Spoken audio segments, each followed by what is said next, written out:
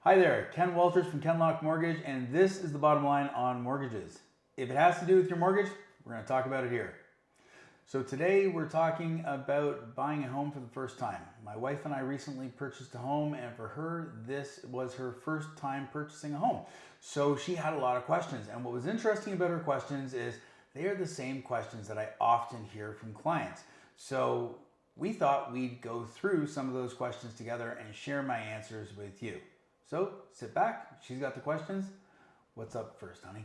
You said that we were approved, but we hadn't sent everything in yet. So what if we send in all of our documents and then they actually say no? So we're really not approved then. You're right. I hadn't sent them every single document that they had requested, but I sent them enough documents for them to give us an approval. The remainder of the documents that they required, they assume we're going to provide them at a later date. And the big question here is, were we lying? So look, when you talk to your mortgage broker and your mortgage broker asks you for a bunch of information and they come back and they say, okay, you're approved, the lender wants some more information. It doesn't mean you're not approved. It means that you gave information and the lender assumes that what you're telling them is the truth, and now they're going to ask you to back it up with some documentation. So unless you lied, you got the documentation. So now your broker is going to ask you for the remainder of the documentation, and then you send that in, and poof, presto, you get a mortgage. What next? We bought with the condition of financing, and the financing company said we're approved, but we hadn't sent in any of our documents yet, again. So then we removed the condition of financing, sign back the offer without the mortgage company even seeing our documents. What if they say no and then we get sued because we've already taken that condition off of our offer? There's a lot. That's a lot to unpack here. Okay, so first of all, the first part of your question was that basically we're back to the not having our documents, which is okay. I get it. It's a big deal when you look down the commitment and it says you still have to provide, like 10 different things. And by the way, when we're talking about providing those 10 different things, when your broker gives you a commitment, you're going to see a whole bunch of conditions on there. And so even though your broker's already provided that information, it still shows up as a condition on the commitment. It's up to your broker and the lender to go through each and every one of those items to knock them off, so to speak, as you go through the process of finalizing the mortgage. But to your question about the condition of financing and not getting sued, you're not getting sued because you waived your condition of financing, okay? Don't worry about it, okay? Put the condition of financing on your purchase agreement so that you have time to go over some of the documents and for your broker to submit your final documents for approval. It doesn't mean every single document has been provided. It doesn't necessarily even mean that you have provided them with all of the down payment documents, for example. What it means is that your lender has verified that from an income perspective and a debt service perspective, which is the amount of debt versus the amount of income that you have to provide. It's basically them looking at all those things and saying, okay, we're good. Based on all the things that you said, we're fine to move forward. And so now you go back to your realtor and you sign off on the condition of financing. Nobody's getting sued at this moment. No one. All you're saying is you're good to move forward with the purchase. You're going firm. Another way of putting this is to say that you're going firm on the offer, meaning that you're not backing out. This is the moment. We're good to go. So that's all that's happening there. Now, to your point of being sued, the only time you get sued is if you go past this point, because this is kind of the point of no return, okay? At this point, you're saying the house is yours. So now, if you go past this point and you do not come up with the funds, well, that's when you could get sued, okay? But at this point, all you're doing is saying that I'm confirming that I have financing and I have the capability of completing the purchase. What next? What is a commitment? It is a document that comes in from your lender saying that they are committed to providing you with the mortgage request that you've made. Because most people get confused the idea of the commitment, and they think that you as the client, are making a commitment to the bank. And I got to tell you, the commitment letter it's a little one-sided. It's not so much you're committing to using that lender, because you could have a closing date that's, let's say, several months away. And so now you've committed to the lender, you're buying the house, you've got the financing, and they provided you with the commitment letter. You can even sign off on that commitment letter. But let's be honest. What happens if the bank that you're with is not providing the best rates available in a month or 2 months? One of the reasons why you want to be with a broker is because a broker is going to be paying attention to that, and they're going to see if anybody else out there is making a better offer for your situation. And if they are, why wouldn't you want to take it? So let's understand what this commitment is.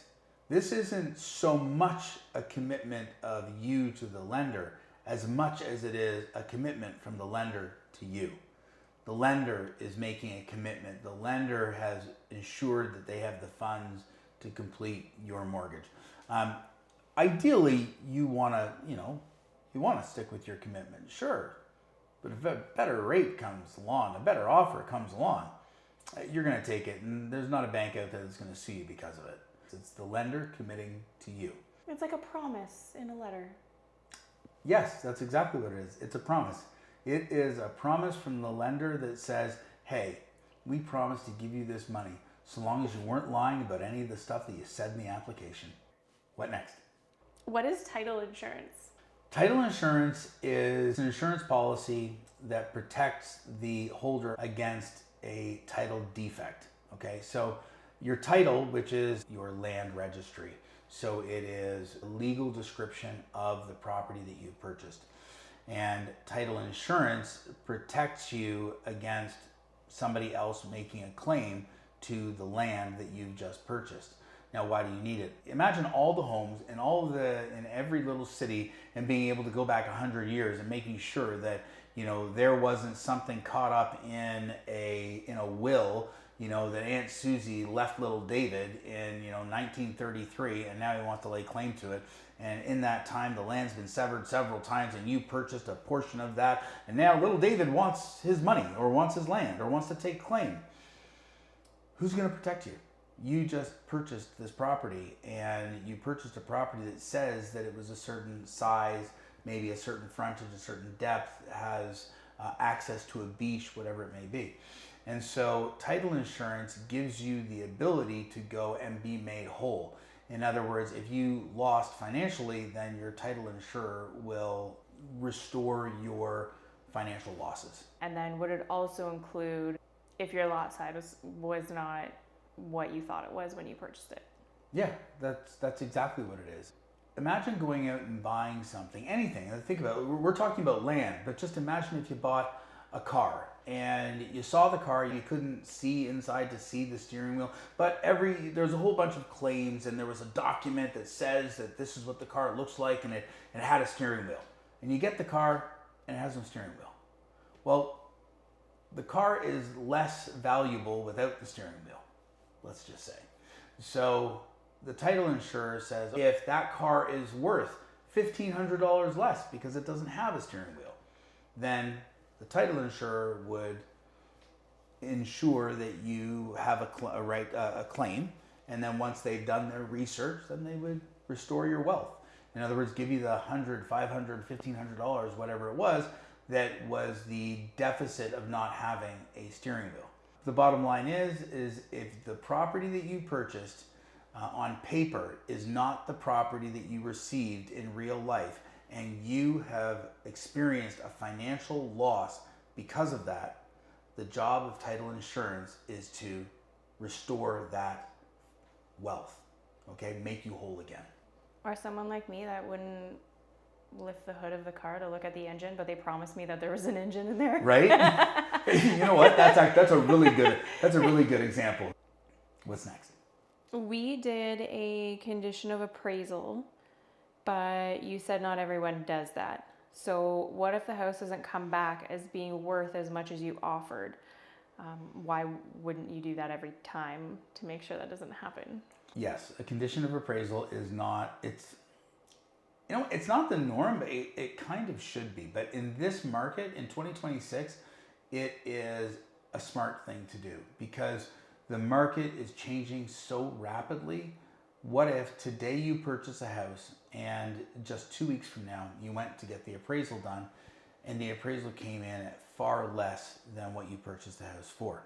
The reason why we did it was because we didn't know what was going to happen with the market. And you're looking at purchasing properties at a time when nobody is purchasing properties. When I looked around to see if anybody had purchased in the area where we were looking, there have been no sales in months.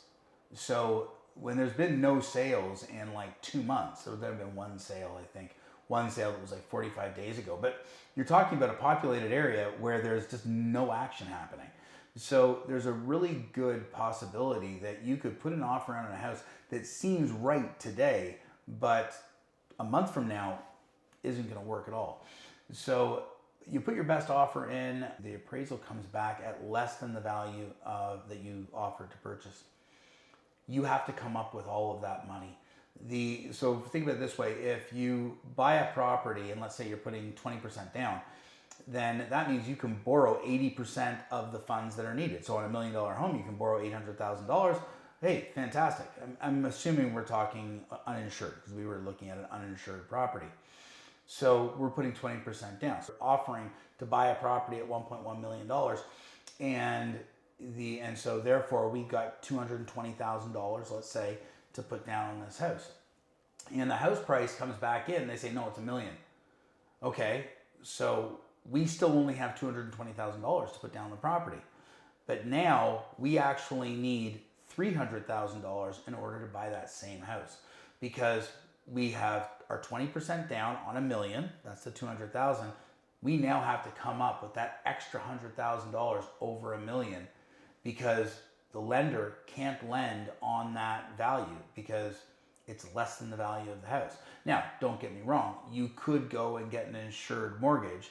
Even at $1.1 million, you could get an insured mortgage at about 10%. So yes, could it work? Yes, it could. But if what you wanted, and here's the thing, once you go to an insured mortgage, there's some different rules that you're going to have to, meet as well. So many different factors come into play when you change the value of the home and the amount that you're putting down for the down payment. So why would you want to put a condition of appraisal? Because you've planned to buy this house under certain conditions. If the appraised value comes in at less than what you expected, all of those conditions could change. Or even one of those conditions could change, and that changes everything.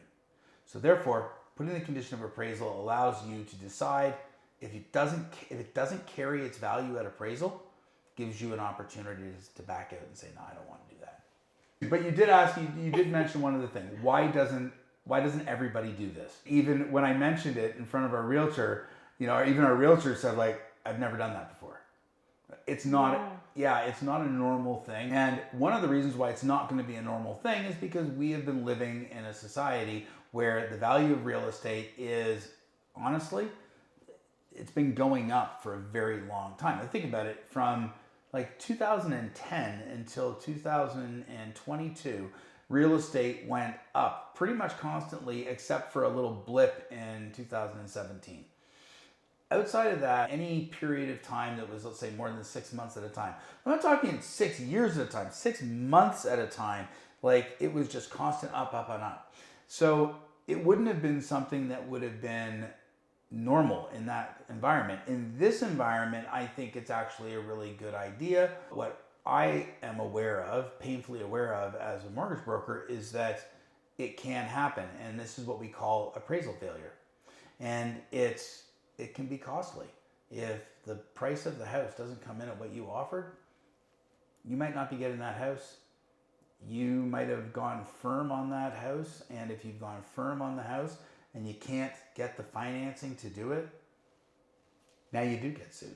So what if when we were looking in our neighborhood, there were like I don't know, 4 sales in the last month for, I mean, it's same subdivision, same type of houses, would you still have wanted to do one? No, I wouldn't have been worried about that. Because if I could look and see that there had been like 4 confirmed sales for the same property, same style of house, same size lot in the same neighborhood, like no, like I can anywhere in that range of those 4 properties would have been, would have likely been fine. When an appraisal is done, an appraisal is not like to the penny. It's like a reasonable value for the for the style and the style of home and the size of the property. It's not this one had one extra gold plated tap. That definitely is going to change the price. Gold plated taps don't change the price of your house, and one most definitely wouldn't change the price of your house. Anyways, you get my point. It's about a general value of a property, and if you had 4 to choose from, you could feel relatively secure that you're okay. So, if you're within that range. Do we have to come up with an extra $20,000-$30,000 out of our pockets to pay our real estate agent? No. Because that's not floating around in the bottom of my purse right now. In our situation, we were purchasing a home with a realtor, and he does get paid, but he's getting paid by the sellers. So when that's nice of them. Well, if you think about it, the sellers have commissioned a realtor to sell their property, which comes with the advertisement and all of the costs associated with marketing the property. How do they entice the buying agent to bring his or her clients out to see that house? Well, a share of the commission. And typically the share of that commission will be anywhere from 2 to 2.5%. In most situations, realtors are charging about 5% for the commission. So no, we don't pay our realtor. Our realtor takes us to houses, and let's be honest, typically he's taking us to houses that are being managed by other realtors where they are going to share the commission. So no, you can leave the money in the bottom of your purse the way it is. We got an email that said to set a meeting with our chosen lawyer. I've never needed a lawyer before, so how would I have lawyer information? I feel like that was really presumptuous that I would just have a lawyer when no one told me I needed one. Like, I've never been in trouble before. Why would I have a lawyer? Well, they expect that you probably know somebody that's been in trouble, and therefore you would know somebody that you could call up and go like, yo man, like you got a lawyer? Like you have some lawyer friends, right? Like you've been in trouble. Okay, so what you're talking about is a real estate attorney, or a solicitor. It's not a criminal lawyer. Not a criminal lawyer. No, different kind of lawyer. And lo and behold, go figure. I had a lawyer. The lawyer that they're asking you to get is your real estate lawyer. When you're making a purchase, you need to have a lawyer. And so, hey, you can look it up in the yellow pages. Ask your broker. Your broker, I guarantee you, knows a lawyer that they use pretty regularly.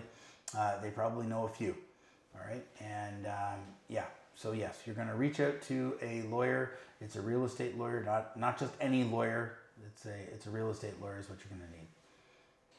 When is it actually official that you've bought the house? Because there just seems to be more steps and more steps and more steps, and none of them actually seem final. When can I tell my friends and my family that I bought a house? Truth be told, it's not your house until you move in, because that's the closing date is when it is your house. But that's not the date you're going to tell your family and friends, oh my God, you bought a house. You're going to tell your family and friends, you bought a house, this is a real thing, on the day that you've waived all the conditions on your purchase agreement. So when we talk about your purchase agreement, we talk about your condition of financing, you're going to waive that condition, and you might have a condition for home inspection as well. Once you've done that home inspection, once you've waived that condition of financing or any other conditions that you might have had in the preparation of purchasing the house, when you're finished that, your realtor is going to give you a final document waiving all conditions. When you sign that, then you can tell everybody you just bought yourself a house, because you have. You've asked me a couple of times, like, I heard we can get sued. Well, yeah, this is the part where you've committed to purchasing this house for a specific price on a specific date. So yeah, if that doesn't happen, then yes, you can get sued. So therefore, you're fully committed at this moment, and now you can tell everybody, we just bought a house and this is the day we're moving in. What next? How do we get the keys to our new house? In our case, the keys were in the lockbox, so they gave us the combination to the lockbox, and I went into the lockbox and took out the keys. Now, sometimes you're purchasing a house and there is no lockbox, and if there isn't, then you'd probably pick up your keys from your realtor, or your lawyer would have them. And once you finish the closing and you transferred the last bit of the money, then they hand you over the keys. What are closing costs? Closing costs are the fees that you're going to pay your lawyer and the land transfer tax. And frankly, for closing costs themselves, that's it. There are other things that you may have to come up with at the time of closing, but they're not actually closing costs. They may be, for example, you might have had to have made specific arrangements to have something paid off to qualify for the mortgage. And so you may have needed to provide those funds to your lawyer so your lawyer could ensure that they were paid off. But that's not closing costs. The closing costs are specific to the purchase of the house. So when purchasing a house, you've got the sale price of the house, you've got the down payment that you're going to make on the house, which is the portion of your own personal cash that you're going to put forward to purchase the house, and then there's the bank's funds that they will provide to complete the purchase. And then you have your legal fees, and then the land transfer tax. And it's the legal fees and land transfer tax that comprise your closing costs.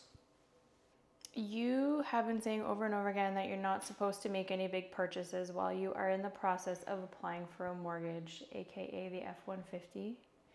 So you watched my TikTok, got it? Yep. I said that. Don't buy the F-150. Don't buy the F-150. But we need to finance 5 appliances, and you are telling me that's okay. A Maytag is not an F-150.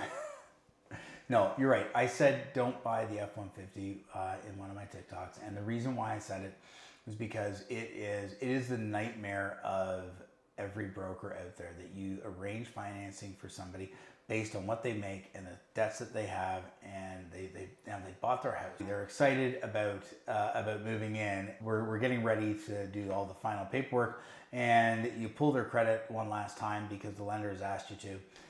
Or you get a call from the lender because they pull your credit before in the final days, and they see that you were just down at the Ford dealership, got yourself one fancy F-150, and now you have a $700 a month payment, and you are no longer qualifying for your mortgage. That's why you don't buy an F-150. Or anything else for that matter. And I exaggerated and I said don't buy so much as a toaster. So the point that I was making was don't add anything to your credit. And you're right. So we were looking for, we were buying a new home, we need to put some appliances in it. And so we went out to look for the appliances. And you asked me, like, well, why are we doing this? I thought you said we can't. And here's the reason why you can. When you're going to purchase your appliances, whether you're putting them on a credit card or whether you're going to take some, don't pay for a period of time, all you got to do is make sure one thing, okay? Just make sure that this agreement is not going to start. In other words, they are not going to be extending you the credit until you've moved into the house. So for example, you're giving them your credit card. Okay, well, then make sure that they are not running the payment until after you've moved into the house. Therefore, even if your lender were to pull your credit again on the day of closing, for example, it still wouldn't be there.